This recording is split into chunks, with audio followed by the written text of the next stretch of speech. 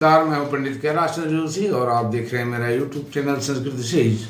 मित्रों, आज मैं कन्या राशि के जातकों के लिए लेकर के आया हूं मार्च 2024 का मासिक राशिफल।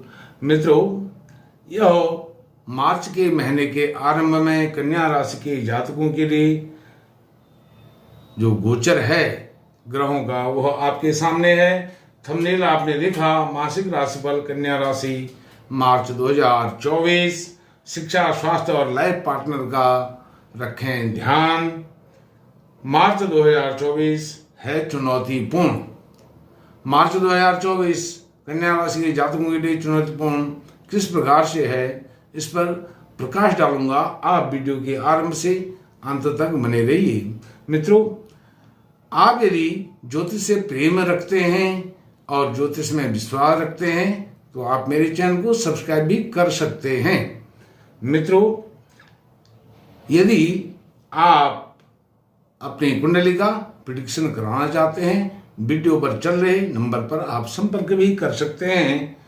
बात करते हैं कन्या राशि के जातकों की स्वास्थ्य की।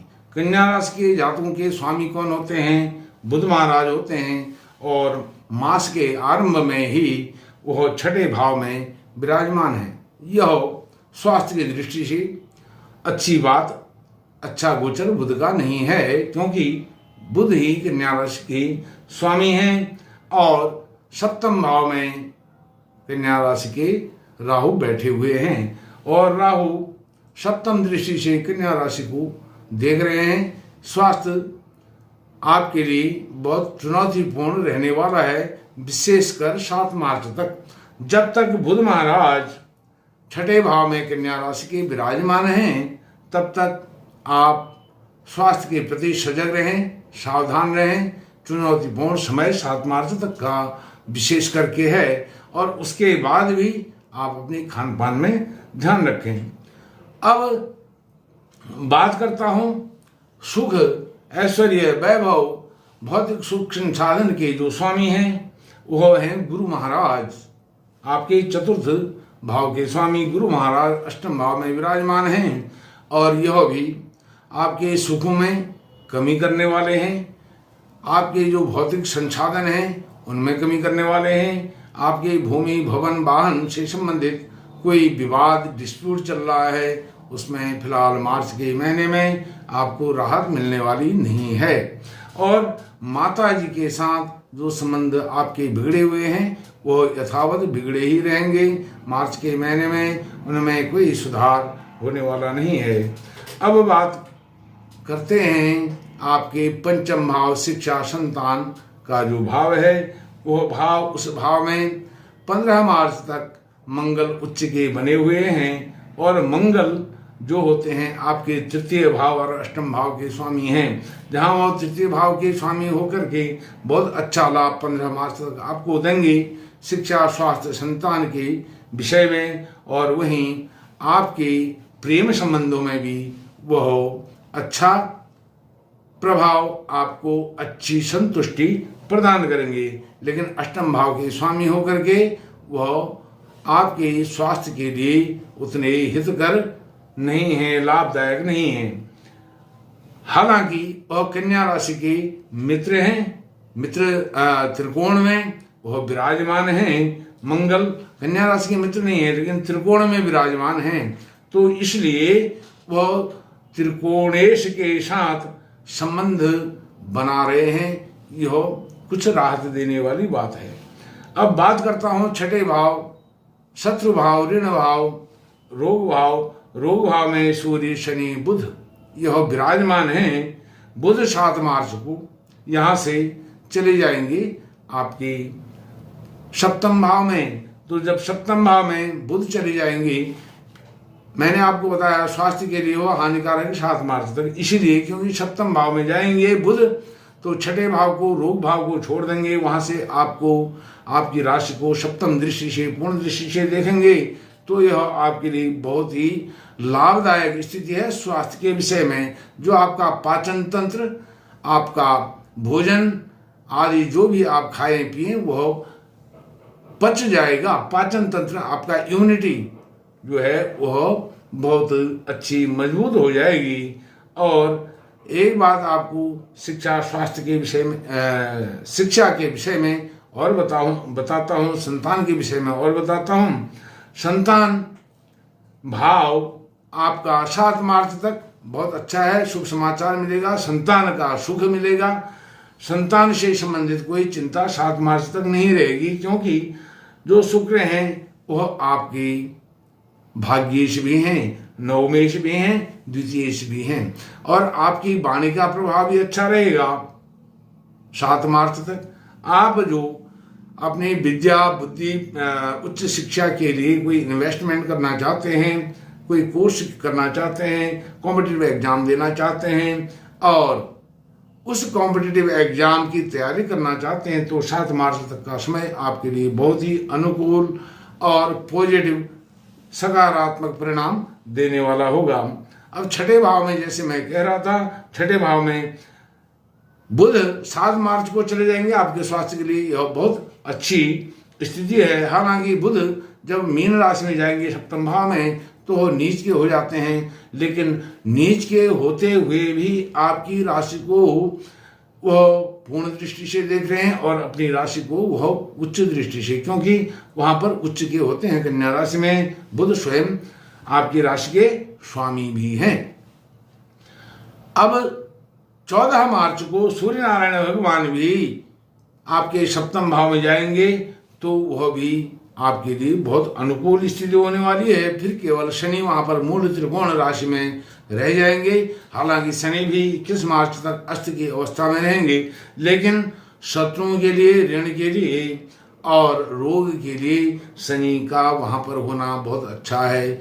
शत्रुओं का नाश होगा, ऋण का नाश होगा, रोग का नाश होगा। अर्थात कोई भी प्रकार की जो बीमारी आपकी पिछले समय से चल रही है वो ठीक होगी, ऋण आप चुका पाएंगे, और जो शत्रु हैं शत्रु मित्रवत व्यवहार करेंगे।